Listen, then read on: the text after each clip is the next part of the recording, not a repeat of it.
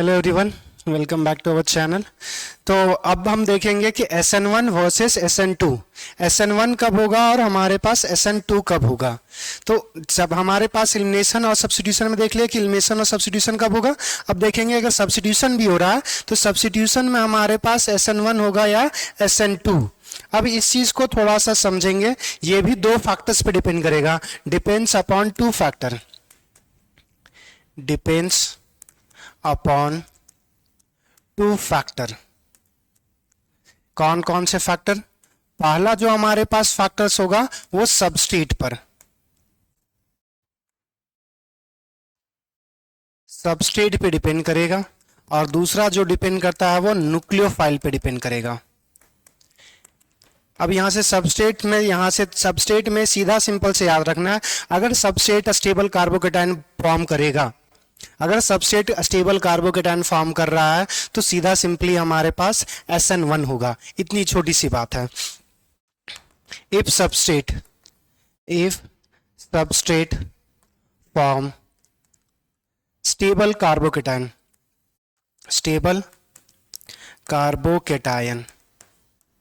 Then SN1, otherwise SN2 होगा। इतनी छोटी सी बात है, सबस्ट्रेट पे डिपेंड करेगा। दूसरी बात, न्यूक्लियोफाइल पे क्या करेगा कि अगर न्यूक्लियोफिलिक स्ट्रेंथ ज्यादा है, तो वो हमारे पास जो एक्ट करेगा वो हमारे पास SN2 करेगा। अगर न्यूक्लियोफिलिक स्ट्रेंथ कम है, अब वो कैसे डिसाइड करेंगे वो भी देखना।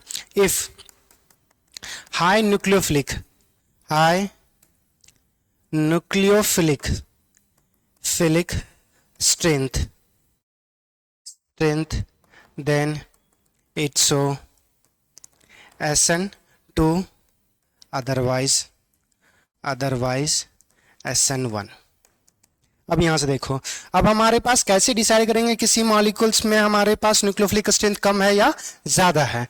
तो यहां से दो चीज, अगर हमारे पास नेगेटिव चार्ज है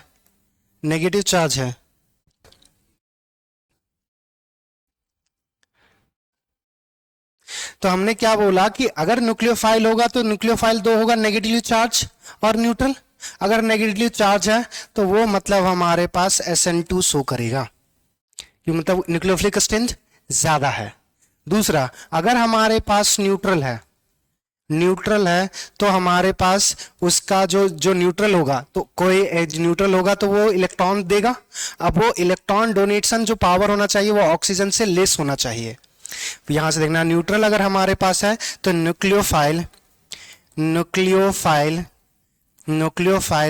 have lower electronegative than oxygen atom. ये इतनी बातें याद रखनी है। तो ये अगर हमारे पास होगा तो SN2 शो करेगा, वरना SN1। पहला नेगेटिव चार्ज है SN2। दूसरा, अगर न्यूक्लियोफाइल हमारे पास कौन सा है, न्यूट्रल है, तो न्यूट्रल केस में ऑक्सीजन से लेस इलेक्ट्रोनेगेटिव होना चाहिए।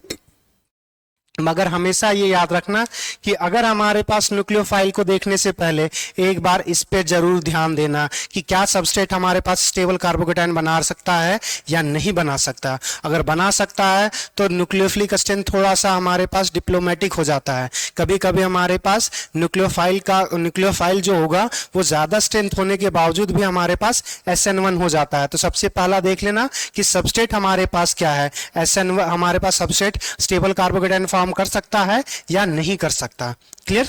अब कुछ मॉलिक्यूल्स की बात करेंगे। तो अगर जनरली हम बात करते हैं कि अगर हमारे पास 1 डिग्री अगर हमारे पास सबस्ट्रेट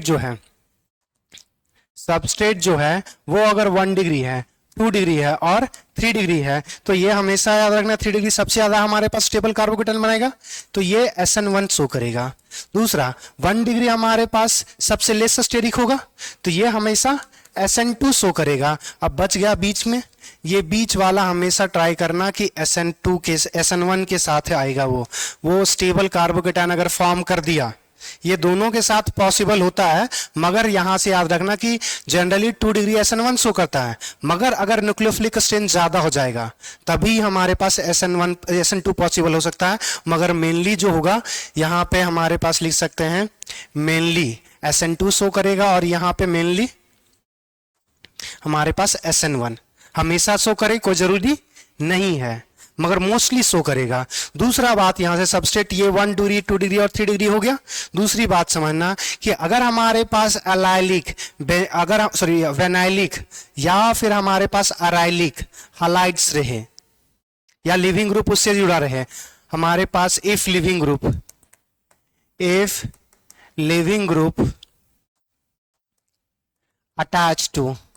attached to vinylic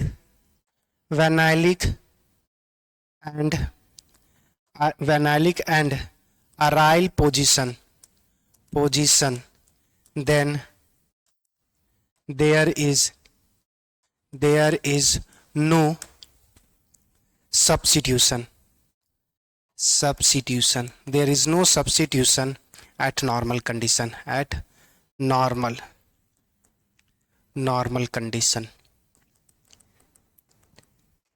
वेनाइलिक समझना, CH2 डबल बॉन्ड CH2 अगर यहां से लिविंग ग्रुप लगा रहे, और जब भी लिविंग ग्रुप होता है तो जनरली उसके पास लोन पेयर होता है, और ये लोन पेयर जैसे आएगा ना ये क्या कर देना शुरू कर देगा, रेजोनेंस। तो यहां पे क्या आ जाता है हमारे पास डबल बॉन्ड कैरेक्टर आ जाएगा।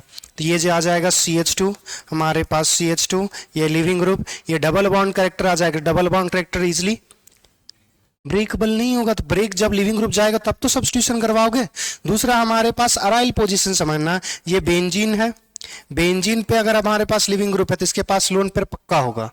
जनरली लिविंग ग्रुप के पास लोन पेयर होता है, और होगा तो ये भी रेजोनेंस शो कर देगा। तो बॉन्ड लेंथ हमारे पास घटेगा, बॉन्ड ऑर्डर बढ़ेगा, तो इजिली फिर ब्रेक नहीं होगा। दूसरा ये याद रखना, अगर हमारे पास बाइसाइक्लिक कंपाउंड्स है और ब्रिज हेड पे हमारे पास ब्रिज हेड पे लिविंग ग्रुप लगा हुआ है, तो उस केस में भी SN1 और SN2 कुछ नहीं पॉसिबल करवाना। In case of bicyclic compounds, in case of bicyclic compound, in case of bicyclic compounds, if living group attached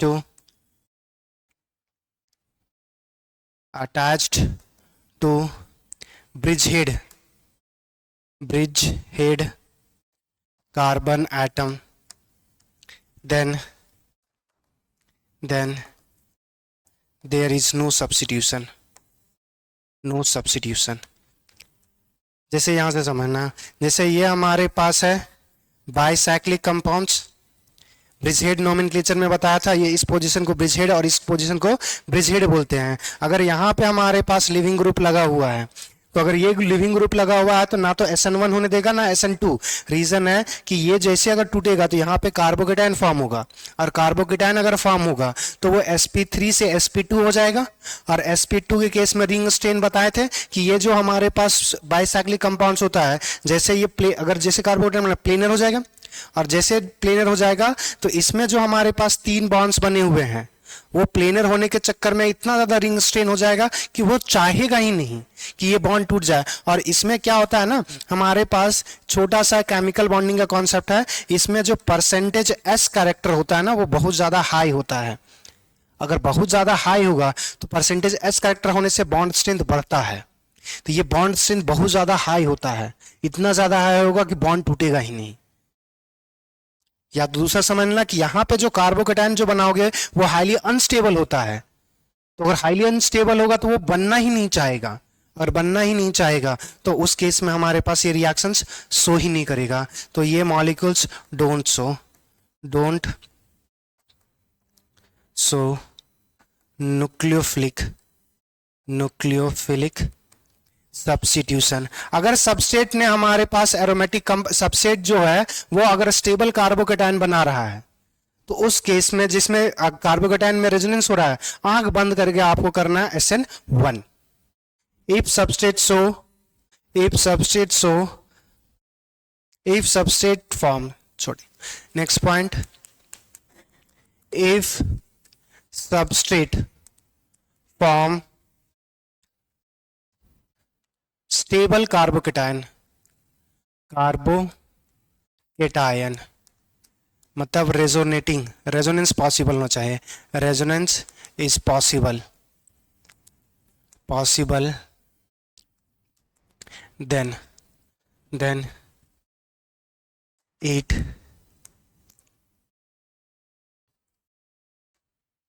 majorly so SN1, कि वो मेजरली SN1 शो करेगा। इतनी ही बातें हैं जो आपको पढ़नी थी। अब यहाँ से हम लोग देखेंगे कि हमने इस सब्स्टिट्यूशन और एलिमिनेशन को कंपटीशन में लगा दिया था, तो अब हमारे पास जो होगा नेक्स्ट क्लास से हम देखेंगे सब्स्टिट्यूशन का एग्जाम्पल, कि कौन कौन से हमारे पास न्यूक्लियोफिलिक सब्स्टिट्यूशन के एग्जाम्पल है। फिर वो खत्म हो गया। एलिमिनेशन के एग्जाम्पल्स जितने थे उतने ही करने हैं। एलिमिनेशन के बहुत ज़्यादा एग्जाम्पल हैं ही नहीं। एक हमारे पास डिहाइड्रेशन ऑफ अल्कोहल, और एक को बोलते हैं डीहैलोजिनेशन, और दूसरा डीहाइड्रोहिलोजिनेशन। इतने ही एग्जाम्पल्स हैं। एलिमिनेशन के ज़्यादा एग्जाम्पल्स नहीं है। एलिमिनेशन का उसमें भी जो पढ़ना है वो 12th में जो चैप्टर है हेलो अल्केन्स और हेलोरिन्स, तो हेलो अल्केन्स में एलिमिनेशन देखना है। उसके अलावा कहीं पे भी एलिमिनेशन हमें बात ही नहीं करनी। दूसरा, और हमारे पास न्यूक्लियोफिलिक सब्स्टिट्यूशन बहुत ज़्यादा होता है, तो उसके एग्जाम्पल्स देखेंगे कौन कौन से होते हैं। तो नॉर्मल देखेंगे और फिर आगे बढ़ेंगे। उसके बाद हम लोग देखेंगे न्यूक्लियोफिलिक सब्स्टिट्यूशन खत्म। उसके बाद हमारे पास एक चीज़ बच गया, इलेक्ट्रोफिलिक सब्स्टिट्यूशन। हमने फ्री रेडिकल सब्स्टिट्यूशन करवा लिया था, फिर न्यूक्लियोफिलिक सब्स्टिट्यूशन करवा दिया, एलिमिनेशन भी साथ में खत्म हो गया। बस एक लास्ट बचेगा, इलेक्ट्रोफिलिक सब्स्टिट्यूशन। तो इसके बाद हम लोग बात करेंगे इलेक्ट्रोफिलिक सब्स्टिट्यूशन की, जब हमारे पास ये एग्जाम्पल खत्म हो जाएगा। Thank you.